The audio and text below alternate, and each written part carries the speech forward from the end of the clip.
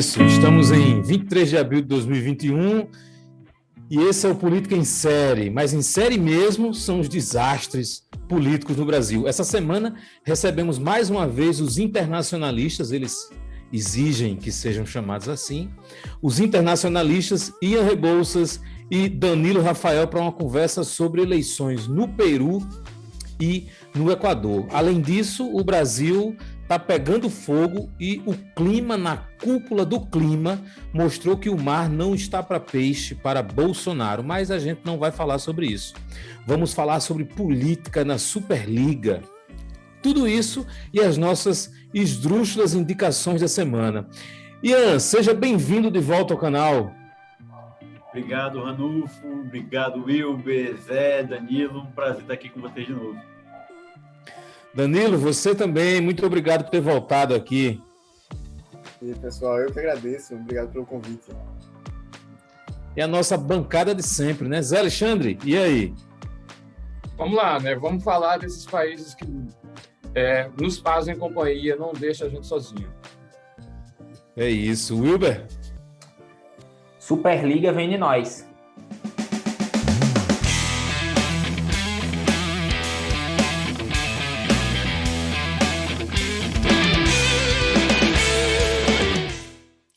Então vamos lá, vamos testar aqui um formato novo para essa edição especial com os internacionalistas. Os convidados falam sobre as eleições no Peru e no Equador e a gente vai perguntando em seguida. Vamos começar aqui com o Ian sobre as eleições no Equador. Eu só tenho uma perguntinha para vocês dois para a gente tentar pautar a nossa conversa. Que mundo surreal é esse? Ian, fica à vontade. Rapaz, no Equador, a eleição de mês passado foi quase um plebiscito sobre a continuação do correísmo, né? O Correia foi presidente por 2007, 2017, depois elegeu o sucessor Lenín Moreno, que foi seu vice. Houve um racha aí dentro do Aliança País, o partido correísta, por causa de escândalo de corrupção envolvendo, adivinha só, Odebrecht, né? O principal produto que o Brasil exportou aí na última década para a América do Sul foi corrupção. O vice-presidente do Lenín Moreno, envolvido com o escândalo da Odebrecht, o Correia saiu em defesa dele e o Lenín Moreno defendeu as instituições e que existisse o julgamento. Aí racharam, muito conturbado o mandato do Lenín Moreno, protestos sociais massivos em 2019 por conta do aumento do preço dos combustíveis, depois Covid-19, uma tragédia que a gente acompanhou, né, as imagens no mundo todo, das imagens em Guayaquil, corpos no chão, etc. Lenín Moreno não concorre, então, para a reeleição na eleição de 2021, e você tem ali mais um indicado correísta, até me fugiu o nome dele agora, contra o Lasso, né, que saiu André. Isso, Andrés Araúz. Araúz, exatamente. E contra o Lasso, centro-direitista, o que a gente costumeiramente encontra por aí como um neoliberal, banqueiro, dono de banco, e já era um grande nome da oposição ao Correia há algum tempo. Criou o partido pelo qual ele foi eleito em 2013 e acabou saindo vitorioso, né? Existe uma terceira força política no Peru, além do correísmo e da oposição, que são a organização indígena, né? Existe um partido político para isso. Foram fiéis da balança ali no momento do racha entre o correísmo e o Lenín Moreno. Nas primeiras pesquisas para essa eleição de 2021, parecia que iam para o segundo turno contra o candidato correísta, mas acabaram perdendo força e o Lasso viabilizou-se como a oposição ao correísmo, né? Importante, né? Importante que depois da gente estar assistindo tantos presidentes elegendo seus sucessores, seus indicados na América Latina, a gente tem o Fernandes na Argentina, o Arce na Bolívia, depois do Chávez, o Maduro segue na Venezuela. Aí você quebra esse tipo de indicação, né? Alguns autores rastreiam esse tipo de prática lá nas nossas raízes caudilistas, né? Você vai indicando o seu sucessor sem um processo de crescimento de primárias partidárias que indiquem, de fato, uma liderança. A campanha me fugiu de novo o nome do cidadão, Zé? Andrés. Do Andrés Arauz. Arauz, era Arauz é Correia, era a campanha do cara. Exatamente como a gente teve o Haddad e Lula aqui. Então, essa é uma tradição que ela é problemática, né? Você impede que lideranças surjam de baixo e tudo mais. E aí, nesse sentido, foi positivo, né? Acaba sendo positiva a vitória do Lasso no Equador, para que você, né, diz não para esse tipo de continuidade, para esse tipo de indicação, e tenta agora uma alternativa, né? Uma alternativa que, no fim, está sendo muito diferente. O governo de Lenin Moreno já foi bastante austero. A dolarização foi um tema presente na eleição do Equador. O Lasso ele é a favor de permanecer a dolarização da economia equatoriana. Mas a ver aí, próximos passos, o que acontece. Não é só você que esquece o nome do Andrés Arauz, não, porque ele é um ilustre desconhecido, né? Eu acho que o Correia foi longe demais dessa vez e tentou emplacar ali um poste, né? A moda Lula no Brasil.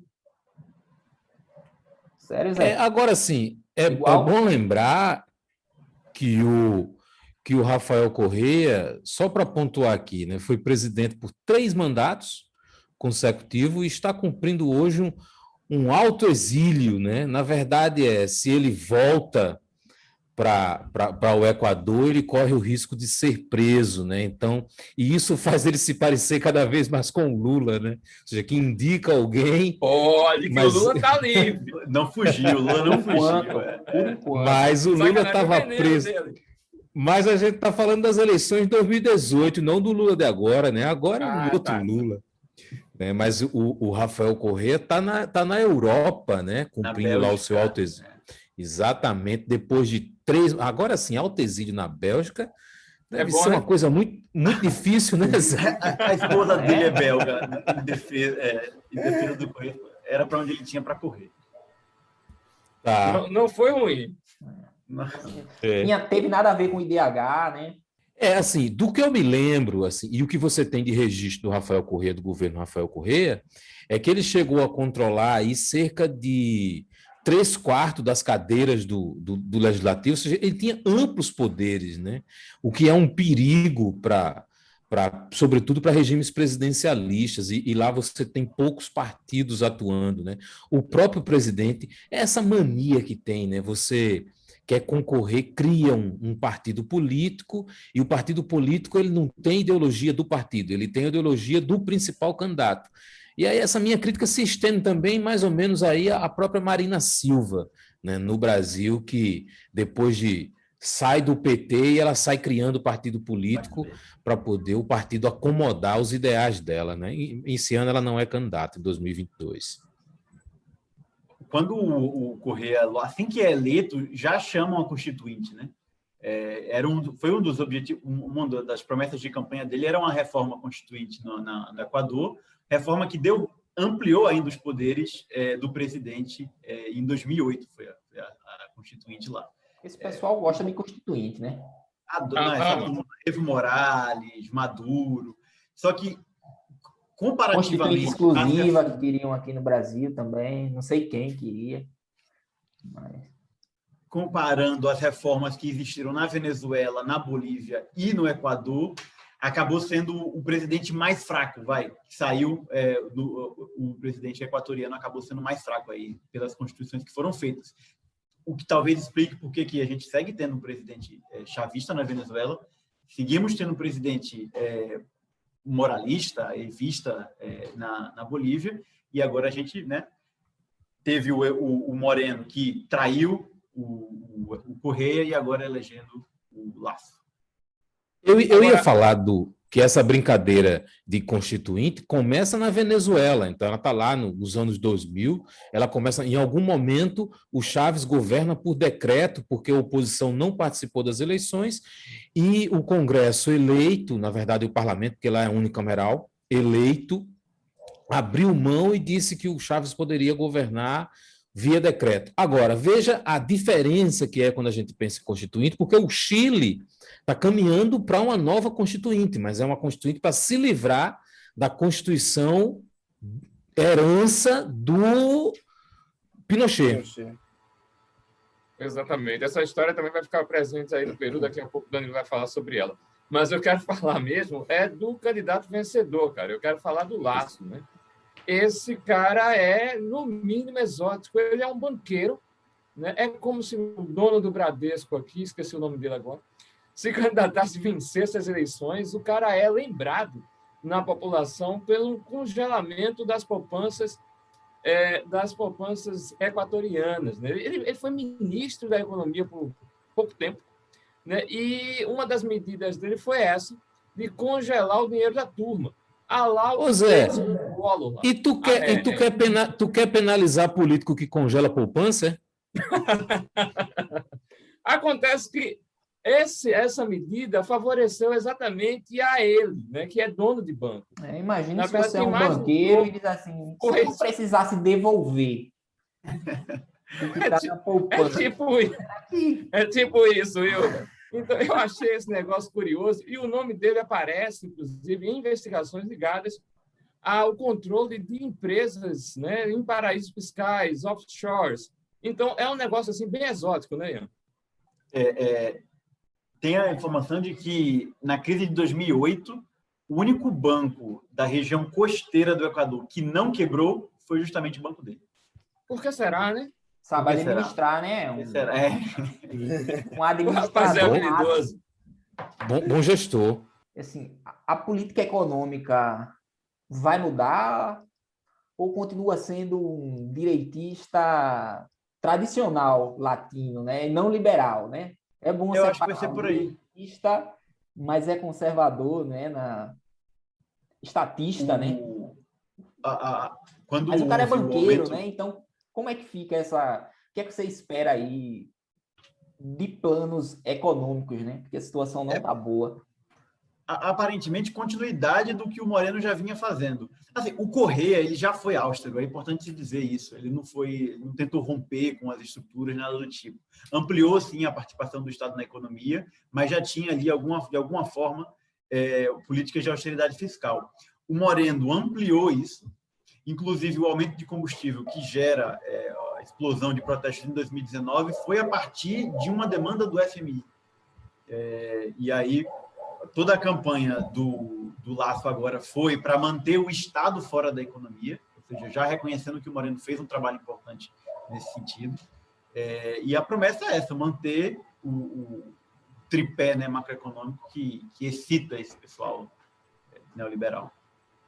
Mas quando você ganha diretamente dos bancos e você é o presidente, né? Aparentemente, tem um interesse aí. Ele pegou no pé desse breve detalhe de que o cara é banqueiro. Não, você é banqueiro, você é presidente do país, né? Logo você nem vai precisar indicar um presidente de Banco Central, né? Já basta você mesmo. Exatamente, Wilber. Eu não sei se eu andei lendo jornais à esquerda demais, né? Isso deve ser um viés de confirmação. É o país? É o país? BBC? Isso deve ser um viés de confirmação da minha parte. Tudo comunista. Para além disso, o Lasso também é membro da Opus Dei, né, cara? Então, o cara, ele representa, para além de uma agenda neoliberal, uma agenda conservadora e pelo que eu li, ele representa retrocesso, tanto nas questões sociais como nos direitos humanos. Confere isso, Ian? Zé, talvez sobre esse aspecto você seja mais bem informado do que eu. Eu sei que ele não necessariamente pegou o voto de toda a parcela indígena, né, que ficou ali deslocada sem ter ido para o segundo turno, que novamente é uma força política importante no Equador. Não houve toda essa passagem de votos do candidato do Partido Indígena para o Lasso. Mas não sei como é que fica a respeito de direitos humanos, conservador, qual seria a agenda do Lasso nesse sentido. Entendi. Todo ultraconservador ocidental é cristão. Eu fiquei agora pensando sobre isso, mas é uma resposta que a gente não tem. Boa, ou temos. A pesquisar. Fiquei pensando sobre. Acho que o Ian ia completar aí alguma coisa. Não. Danilo, quer falar sobre o Equador? Não? Tá se resguardando aí só para o Peru. Estou resguardando, né? E enquanto no Equador alguns congelam poupança, né? No Peru tem gente que faz greve de professor, né? E Isso. aí, Você viu o mesmo propósito. pois é. E aí tem o Castilho, né? Que tá aí agora no segundo turno, com ninguém mais, ninguém menos que a Keiko Fujimori, né? A, a descendente, né, direta do ditador Fujimori, e que conseguiu 31% dos votos nesse primeiro turno, né? Contra Castilho, que seria aí o comunista dessa eleição, né? O que talvez eu vi muito pelo Twitter, lembra muito o Rui Costa Pimenta, né? Ou não? E aí teve PCO. 40. Oi? Do PCO, né? PCO. E aí teve 42% dos votos nesse primeiro turno, né?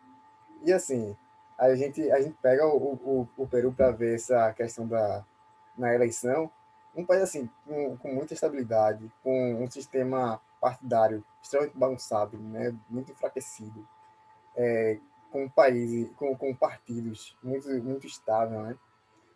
Não tem os partidos fortes, né? Os partidos, os presidentes, né, que antecederam, vieram todos de partidos que foram criados justamente, né, para a eleição, né, assim dizendo. E assim, é, a legitimidade das instituições, no geral, é, é, tanto principalmente as instituições eleitorais, né, estão assim, num nível muito baixo, né, devido a todo o processo, fora os presidentes que já foram impeachmentados, né? Acho que teve o que 3 presidentes, se não, 3 em uma semana ainda. né? Isso. Foi, se tiver equivocado me corrija. Mas Não, aqui foram esses teve um momento no Peru que todo mundo que ocupava cadeira de presidente e ex-presidente estava na cadeia, todos de uma só vez. Exatamente. É uma O Peru, sucessão de prisões.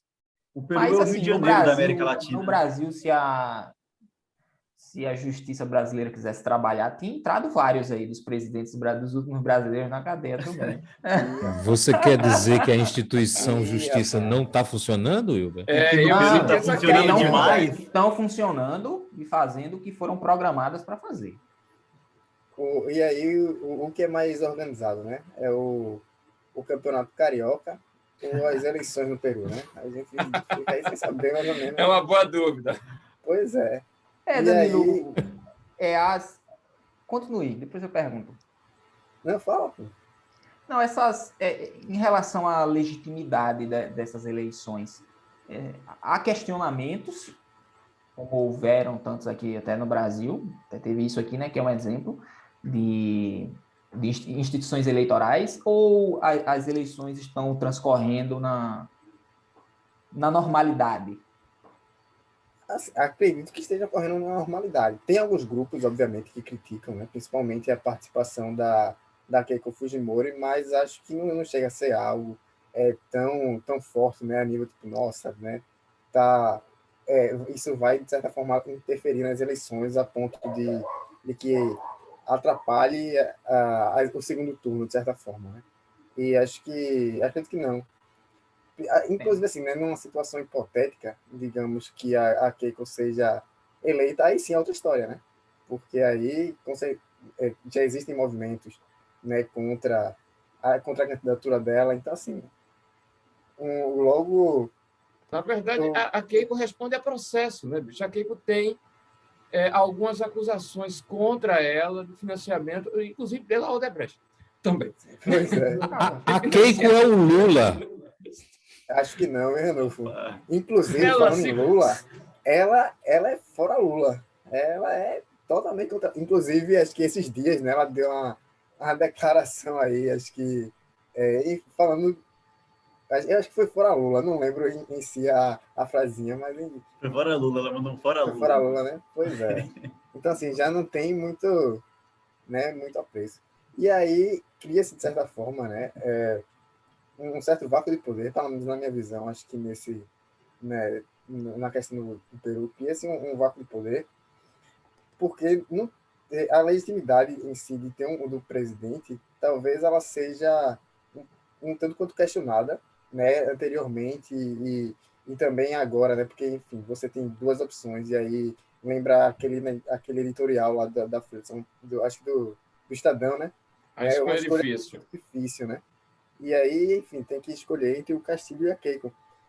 Mas aí, talvez não seja tão difícil, ou seja, né, depende de como a população vai se comportar, vai reagir a esse segundo turno. E aí, e assim, né, esperar, porque você está entre dois polos muito diferentes, sabe? E agora, acho que assim, né, é um rumo que a América do Sul veio caminhando e que chegou agora lá, bate na porta. Eu entrevistei um cara hoje que é de lá e tal, e foi meu companheiro, vai estar aqui 1 hora, vai chegar aqui esse vídeo no canal. E a leitura dele, ele é muito próximo do Castilho, né? Então tem um viés forte na fala do cara.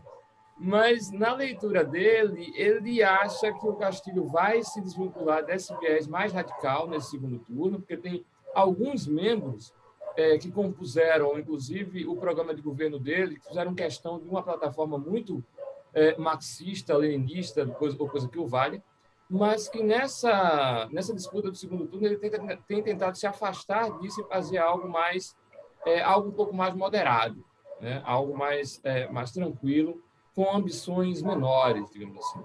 Mas continua lá a proposta dele de uma constituinte, só para lembrar.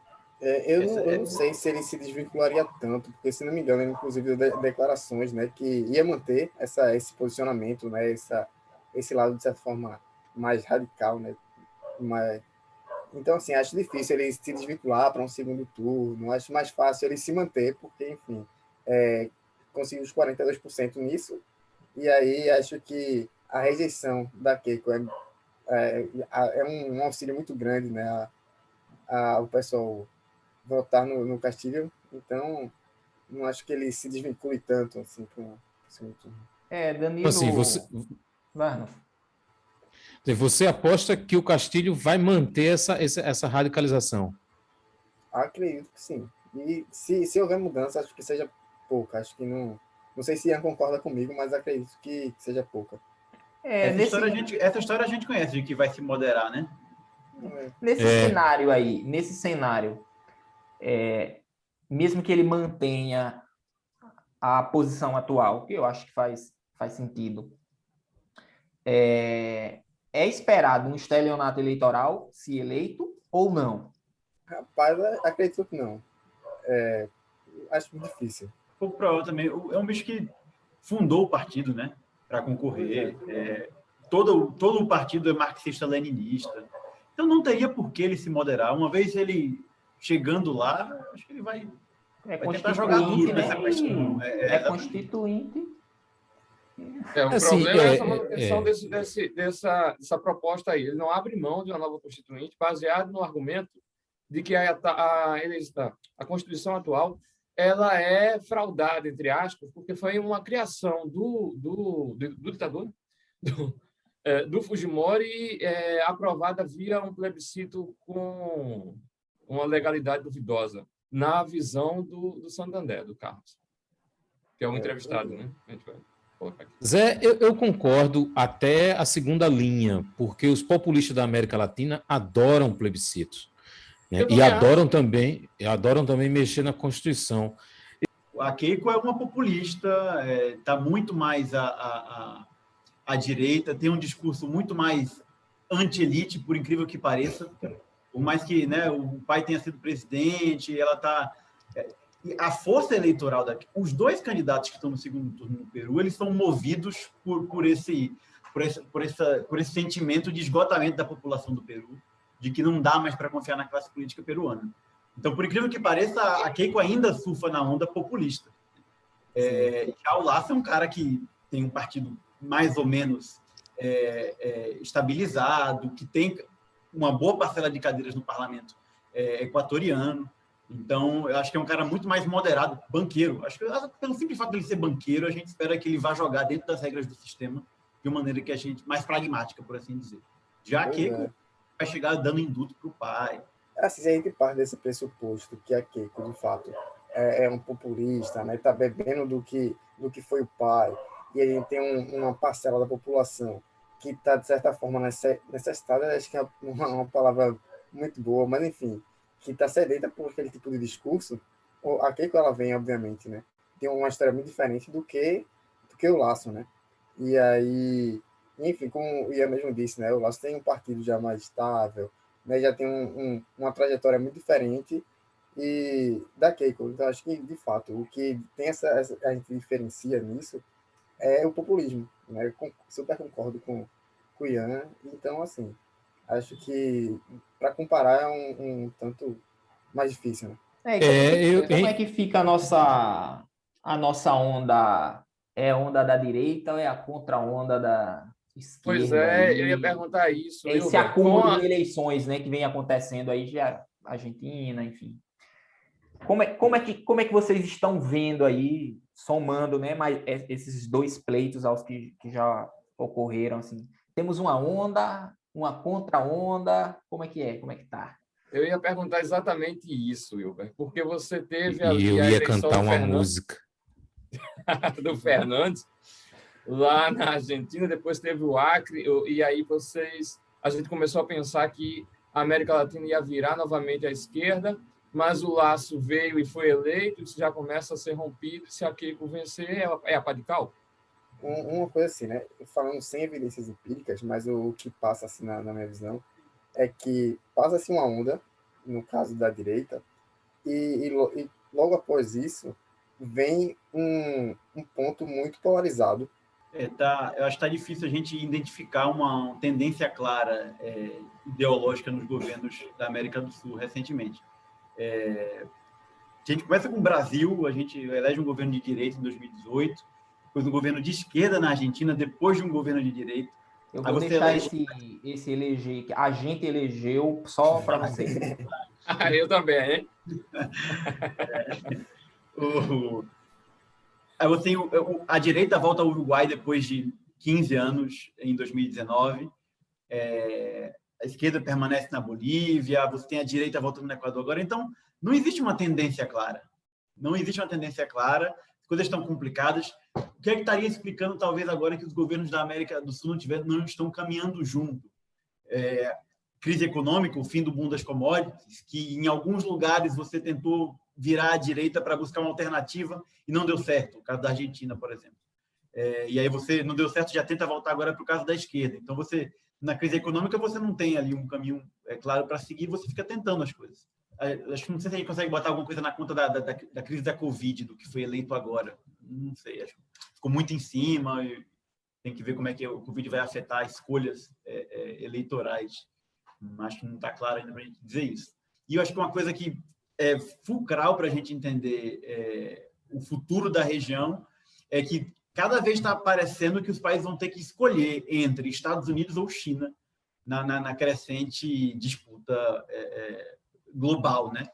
E aí, acho que tem uns autores que falam de você navegar entre os dois mundos, você negociar tanto com os Estados Unidos quanto com China, mas talvez isso já não esteja sendo uma alternativa plausível. E aí o pessoal está tendo que fazer escolhas mais fechadas com um dos dois, o que, bom, vai fracionalizar de vez a região. Não vai ter mais esse negócio de onda, possivelmente, como a gente está acontecendo agora. Cada vez mais eu me convenço que entre Peru, Brasil e Equador, eu quero fugir para as Ilhas Vanuatu. Para a Bélgica. Para a Bélgica. Mas aí só o Correia pode. Vamos de perguntinha infame da semana. E o Webnauta pode responder também. Você pode eliminar 2 itens da pandemia para o resto da vida. E eu vou citar 4. Álcool em gel, máscara, Bolsonaro e aula remota. Pode 2 dos 4? Eu vou na aula remota e Bolsonaro. Eu também, né? Estou contigo, aula remota. Bolsonaro e máscara. Aula remota tudo bem, pô, nós não precisamos sair de casa. Pô, eu acho chato pra caramba. Máscara e álcool em gel. Muito bem.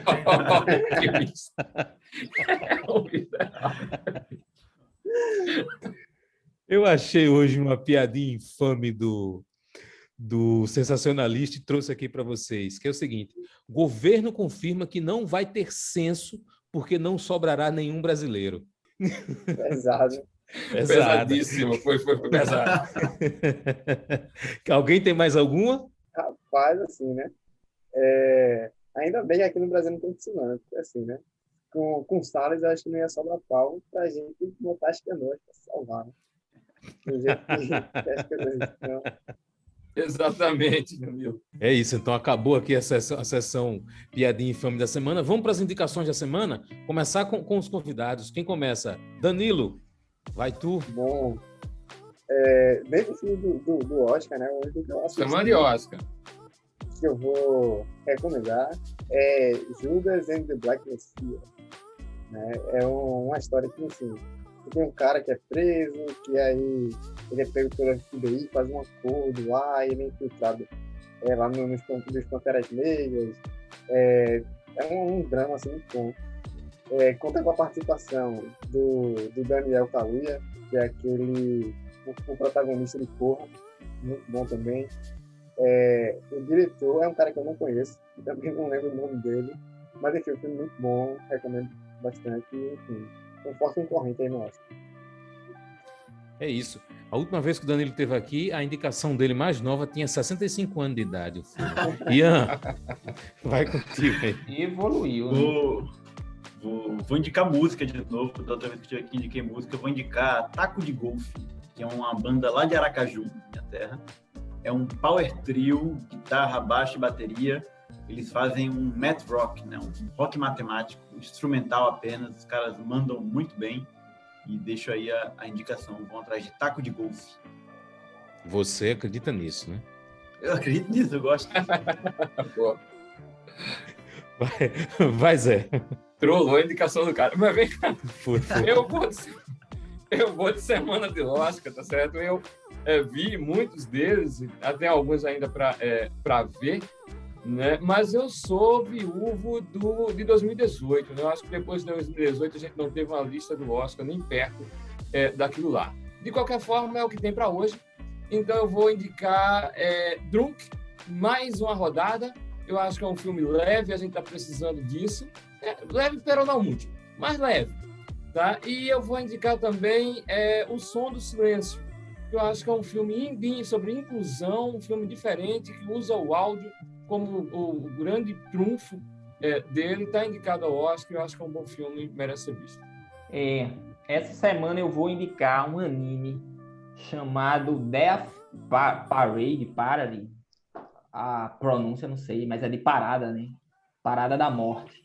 Qual é a ideia? 2 pessoas, né, morrem, cada episódio vão ser novas pessoas, e eles vão para um tipo de purgatório que seria um bar. E o garçom lá, o bartender, faz um joguinho com as 2 almas. Quem vencer o jogo vai reencarnar, ou seja, volta a viver, e quem perder vai para o limbo. Cada episódio são 2 novos mortos, né, na parada da morte, com jogos diferentes. E a ideia é falar um pouquinho sobre o sentido da morte e da vida, né? Então é muito bom. O anime está bem ranqueado no IMDb. O N é baixo, tenho que dizer. Muito a calhar para o momento, inclusive. Para quem gosta de anime e não está passando por alguma fase de deprê, pode assistir aí. Eu estou assistindo, depois de muitos anos, o anime já é antigo. Eu estou ressuscitando esse daí, ó. Que bom, ressuscitando. Ainda fez um trocadilho infame. Ele reencarnou Quem quer ver anime e curte aí, vejam esse aí, que é muito bom. Parada da Morte.